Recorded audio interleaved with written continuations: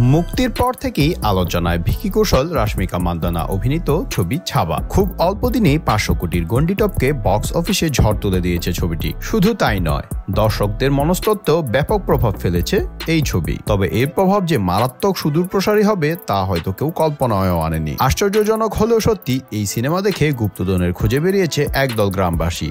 রাতভর চলছে মাটি খোঁড়াখুড়ি। ভারতের মধ্যপ্রদেশের একটি গ্রামে ঘটেছে এমন অদ্ভুত ঘটনা।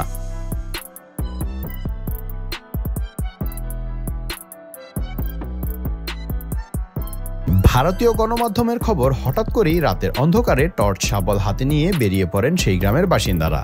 বুরহানপুরের আসিরগড় নামের একটি জায়গায় খনন কাজে মধ্যরাতেই বেরিয়ে পড়েন তারা। তাদের ধারণা, মাটি খুঁড়ে মুঘল আমলের কিছু স্বর্ণমুদ্রা কিংবা গুপ্তধনের হদিস মিললেও মিলতে পারে। অনেকে আবার দাবি করেছেন ওই এলাকায় নাকি কেউ কেউ স্বর্ণমুদ্রাও দেখতে পেয়েছেন।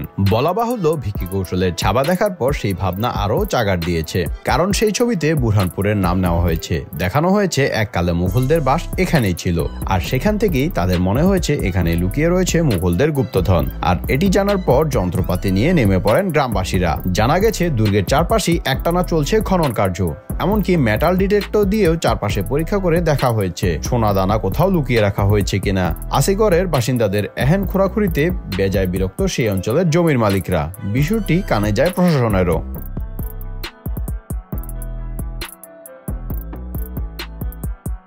যদিও প্রশাসনের পক্ষ থেকে গত বৃহস্পতিবার সেই অঞ্চলে গিয়ে খোঁড়াখুড়ি করা জনতার কোনো হদিস পাওয়া যায়নি। পরে পুলিশের সাহায্যে গ্রামবাসীর খনন কাজ বন্ধ রাখার অনুরোধ করা হয়। এমনকি সেই অঞ্চলে গুপ্তধন পাওয়ার সম্ভাবনাও তারা উড়িয়ে দিয়েছেন। তবে সংবাদ সংস্থা পিটিআইয়ের পক্ষ থেকে সেই ভিডিও প্রকাশ্যে এলো, আর তাতেই ইন্টারনেটে হাসির রোল। সেখানেই দেখা গেল গ্রামবাসীরা শাবল, গাইতি এমনকি কোদাল দিয়ে দুর্গের চারপাশে খনন কাজ শুরু করেছে।